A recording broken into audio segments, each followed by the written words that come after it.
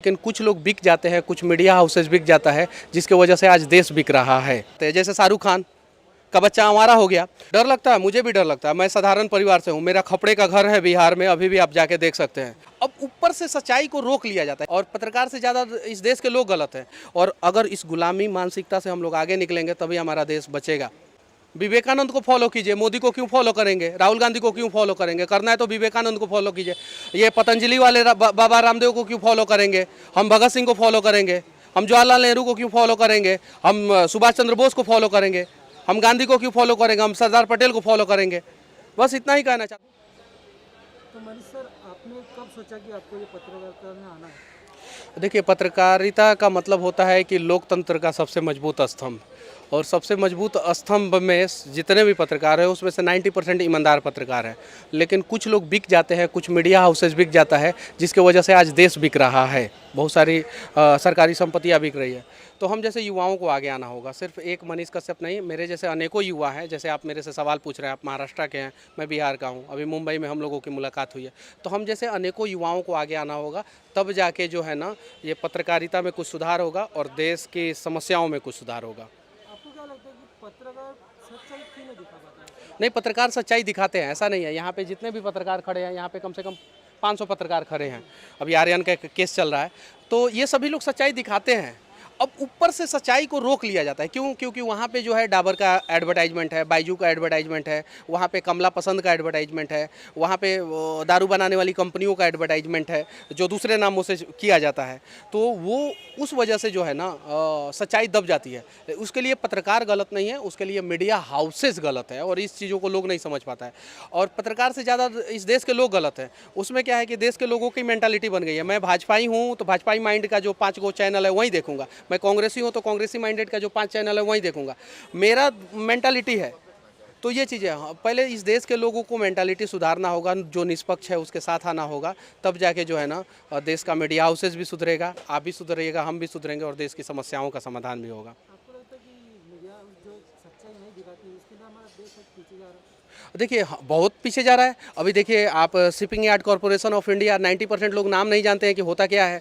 वो बिक रहा है, वो बिकना नहीं चाहिए। रेलवे बिक रहा है। आपको मैं आज मुंबई से एक सच्चाई बताने जा रहा हूँ। 3 साल बाद, जैसे हम लोग टोल देते हैं ना, गाड़ियों का टोल देते हैं ना, 3 साल बाद जो है ट्रेनों का टोल लगेगा। और ट्रेन जो है ना, 10 ट्रेन आप खरीदिएगा, 5 ट्रेन ये खरीदेंगे, 7 ट्रेन ये खरीदेंगे।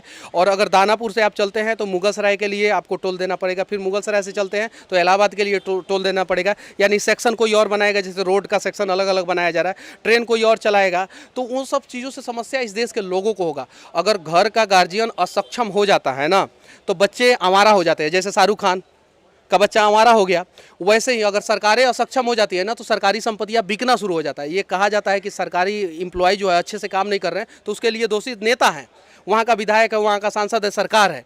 तो सरकार अगर सक्षम नहीं है तभी तो सरकारी संपत्तियां बिक रही है। तो अगर स्पाइस जेट मुनाफे में चल रहा है, अगर एयरटेल मुनाफे में चल रहा है, जियो मुनाफे में चल रहा है, तो BSNL और एयर इंडिया क्यों नहीं मुनाफे में चलेगा? सोचने वाली बात है। तो ये मेंटालिटी नहीं है। हमारे नेता ने कहा है कि भारत का नाम मिनी पाकिस्तान कर दिया जाए, तो हम सोचेंगे अरे हमारा नेता ने कहा है तो सही कहा होगा, कुछ सोच समझ के कहा होगा, अपने दिमाग से नहीं सोचेंगे। तो 1947 के पहले जितने लोग गुलाम थे, उससे ज़्यादा लोग आज गुलाम हो चुके हैं। और अगर इस गुलामी मानसिकता से हम लोग आगे निकलेंगे तभी हमारा देश बचेगा। एक सवाल पूछना है कि आप जितनी हिम्मत से पत्रकारिता करते हैं, आपको कभी डर नहीं लगता है? डर लगता है, मुझे भी डर लगता है। मैं साधारण परिवार से हूँ, मेरा खपड़े का घर है बिहार में, अभी भी आप जाके देख सकते हैं। 400 स्क्वायर फीट के मकान में मैं बेतिया में रहता हूँ। बहुत सिंपल फैमिली से हूँ मैं, और डर मुझे भी लगता है। मेरा वीडियो जो है बिहार के मुख्यमंत्री देखते हैं, वायरल होता है, ये चीज़ है। लेकिन डर के आगे जीत है। अगर भगत सिंह डर गए होते तो आज आप यहाँ पे खड़ा होकर मेरे से सवाल नहीं करते, और मैं यहाँ आके जो है NCB के बिल्डिंग के सामने चिल्लाता नहीं। तो डर तो सबको लगता है, लेकिन डर को त्यागना होगा और हम सभी को आगे बढ़ना होगा, तब देश बचेगा। आज के युवक को लोग क्या कहना चाहोगे उनके लिए? विवेकानंद को फॉलो कीजिए, मोदी को क्यों फॉलो करेंगे, राहुल गांधी को क्यों फॉलो करेंगे? करना है तो विवेकानंद को फॉलो कीजिए। ये पतंजलि वाले बाबा रामदेव को क्यों फॉलो करेंगे? हम भगत सिंह को फॉलो करेंगे।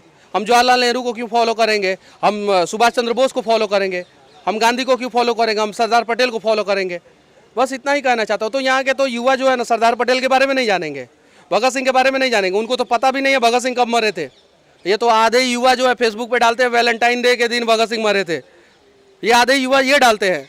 तो इनको ये भी नहीं पता है। तो ये लोग विवेकानंद को फॉलो करें, भगत सिंह को फॉलो करें। ये मोदी वोदी के चक्कर में, राहुल गांधी के चक्कर में जो है ना, एक देश बेच रहा है, एक देश में कॉमेडी करता है। तो इन सब चीज़ों से अगर ऊपर उठ के जो है ना, हम लोग जो है ना, अगर सही चीज़ों को देखेंगे, एनालिसिस करेंगे, और 47 के बाद देश आज़ाद हो गया है, ऐसा हमारी भी मानसिकता आज़ाद हो जाएगी, तो शायद युवा अच्छी चीज़ों को फॉलो करना शुरू करेंगे। और युवाओं के कंधों पे ही देश का भविष्य टिका हुआ रहता है। युवा सही हो जाएंगे, देश सही हो जाएगा। चलिए, यू वेलकम।